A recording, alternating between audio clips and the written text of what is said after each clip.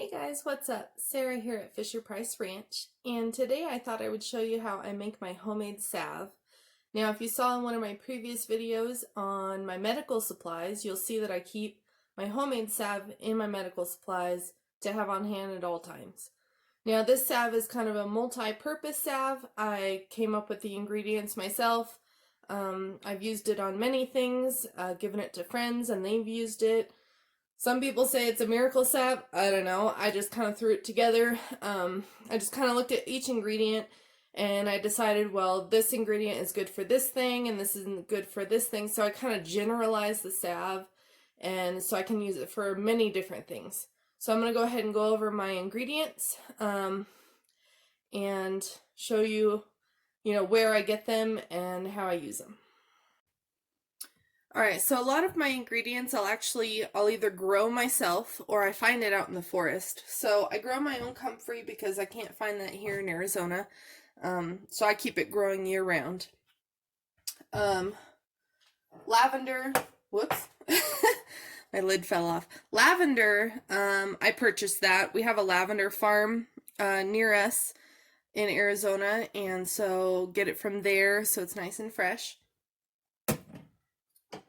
Our mint that we use, it actually grows wild here, so I will go out to the lake or any of the little creeks or rivers that flow year-round, and it actually grows there wild, so I'll go out and pick quite a bit of it and dehydrate it, and so I can jar it and have it for later. Willow, so this is just weeping willow, so it's the tree. I just take all the leaves and dry those out. Let me get my lid before my cat's trying to steal my lid. So anyway, the willow, I'll just go out to a tree when they're in, right now it's wintertime, the leaves are all dead, there's nothing there.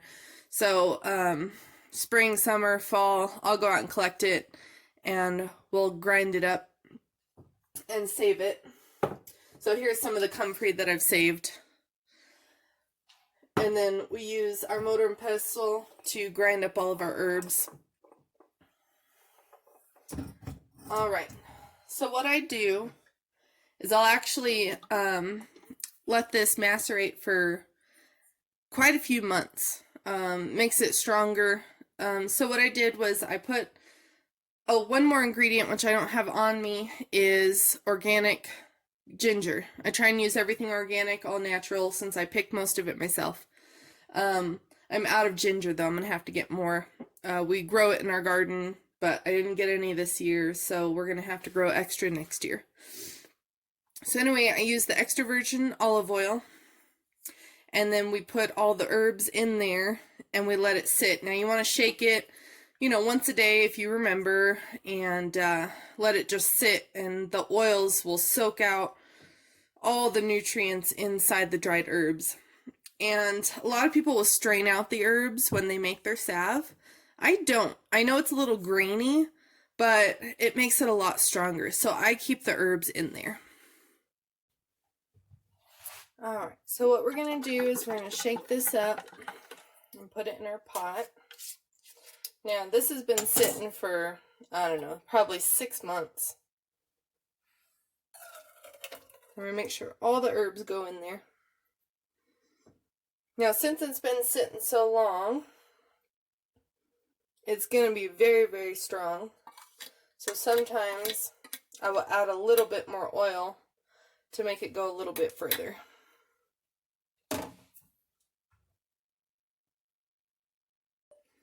So this time I'm going to add in some of my organic coconut oil.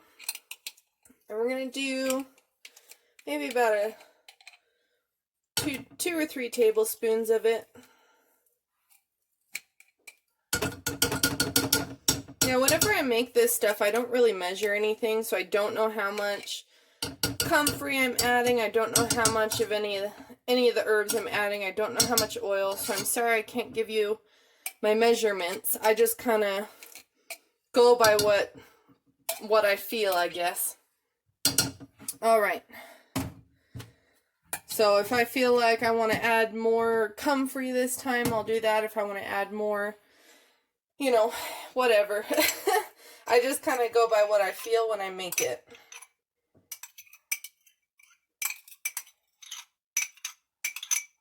Alright, so now that we have all of our ingredients, well, most of it, in here, we're going to go ahead and get this going. Now I heat it on very, very low, so it takes a little while for it to warm up.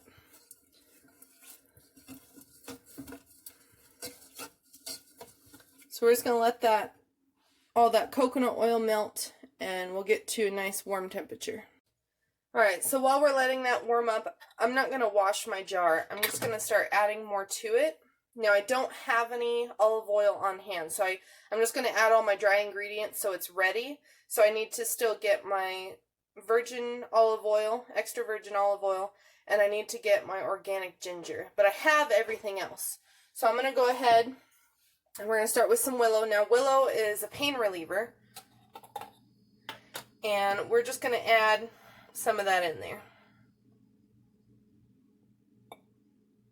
Yeah, that feels pretty good. So like I said, I don't measure anything. I just go by kind of what I'm feeling when I do it. Now, comfrey is amazing stuff, and it's a major healing for cuts and wounds, bones, bruises, everything. So I really like a lot of comfrey in my salve. And then we're going to go with lavender, which helps with circulation. And so I don't add a whole lot of that, but we'll give it some in there. Alright, now these are lavender flowers. And then I have my mint. And that's for like the cooling effect, just like you would have like in your hot, cold balm, icy hot, you know. And so we're going to add some of that in there. And so now all I need to do is add my ginger and my oil. So we're just going to mix that up as it is right now. We'll just shake it really well. And when I go and I get my oil and my ginger, I'll add some of that. Ginger is great for achy bones, joints, arthritis, which I have. So I like to have the ginger in there. Alright, so it looks like our oil, let me switch around here, is starting to bubble a little bit. So we're going to take it off the heat. Just going to stir this up really well. So now this is still just the oil and the herbs. So now we're going to add our beeswax. So the beeswax is what hardens it enough to make it into a salve. Now, the way you tell how much you need is you just add some, let that melt. So we're going to add a half of a square here. I know it's not really square shaped, but you get what I mean. So we're going to let that melt. And then I have some little wooden sticks, and we'll stick the wood in there to get some on there. We'll let it dry, you know, just having that little bit, it'll dry pretty fast. And then you can feel the consistency of it. And you just decide how thick or thin you want your salve.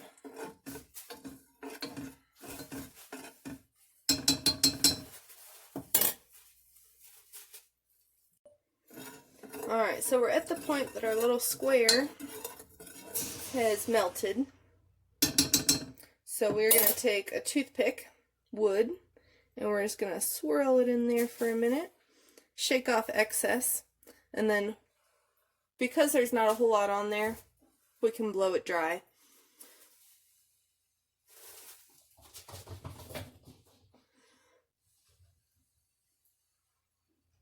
And as it cools, it'll start hardening to that stick.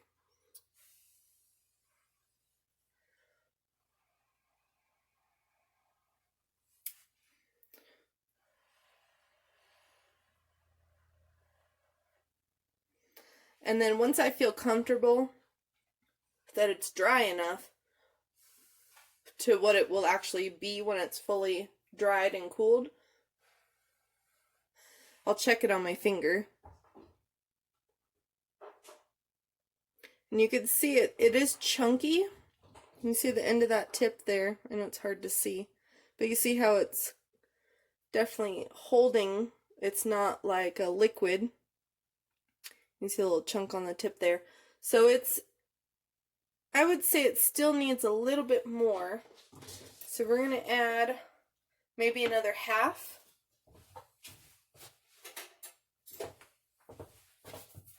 So we're just gonna, maybe a little less than half. So we're just gonna cut this.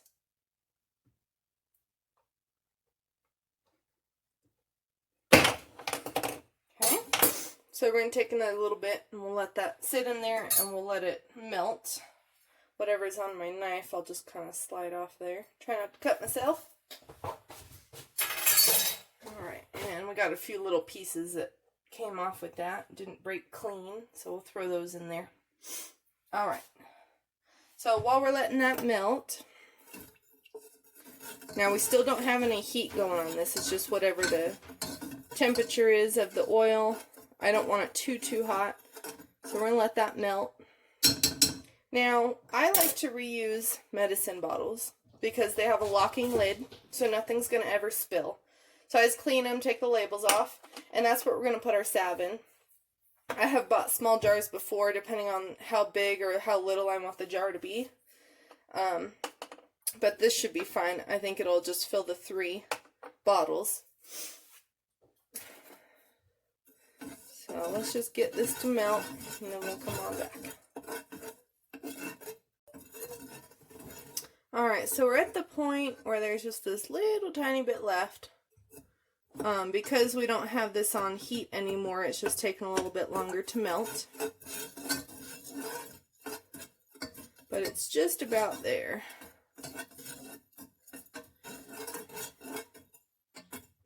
So when summertime comes and all the plants are flourishing out in the wild, I'll do a nice video of me out there picking what I look for, how I find certain plants, and what all we harvest while we're out there. Now we do take our pack goats. We have Joe right now. I was going to take Maestro, but he just found a new home, so he's going to be going to Oklahoma next week. But I'm sure there will be others, you know, even some of my girls that are super friendly. I could always take them with me, and they can help pack out a lot of the herbs and things. We go mushroom hunting and hunting for animals, you know. We like to live off the land as best we can. So I'll do a video on that when we go out and pick all the herbs for the salve. Alright, so this looks melted. There's 2 tiny little chunks in there, but not a big deal. So now we're going to go ahead and we're going to do our toothpick again. Swirl it around. Shake off the excess.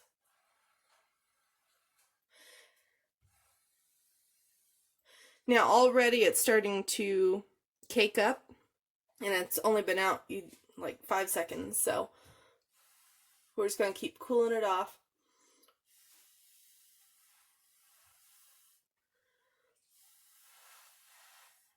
Now this will probably be a really good texture, so I'm just going to roll some of that on my finger and see what it does. So you can definitely see it's sticking to the toothpick a lot more. I think I like this consistency. It's not fully dry yet, but it looks a lot better than it did before. So I think we're going to go ahead and use it the way it is. Now since it's been off the heat for a little while, it should be cool enough that we could put it into our jars. Now, it may not fit all of this in these jars, so whatever's left over I'll put back into my other jar and let it macerate with the new herbs. Won't hurt nothing. Alright.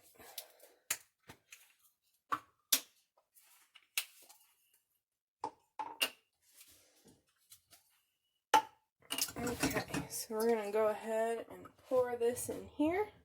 Now, if the herbs settle at the bottom of my pan, it's not a big deal if I don't get them all into the jars.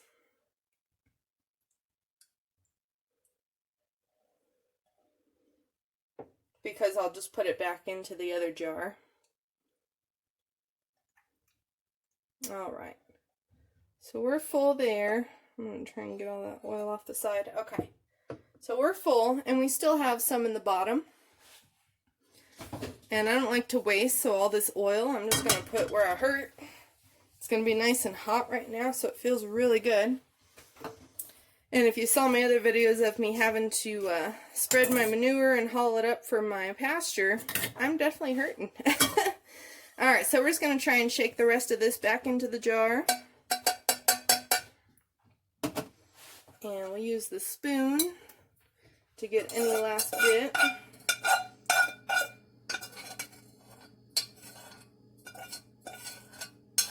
Alright. So there that is. Now, this part, I will actually let the pan dry and cool all the way off, and there will still be some salve in there.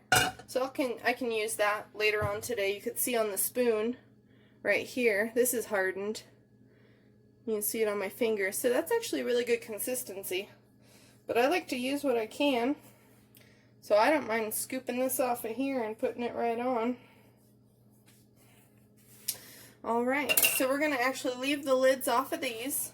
We're going to put them in the refrigerator and let them cool until they harden, and then we'll put the lids on.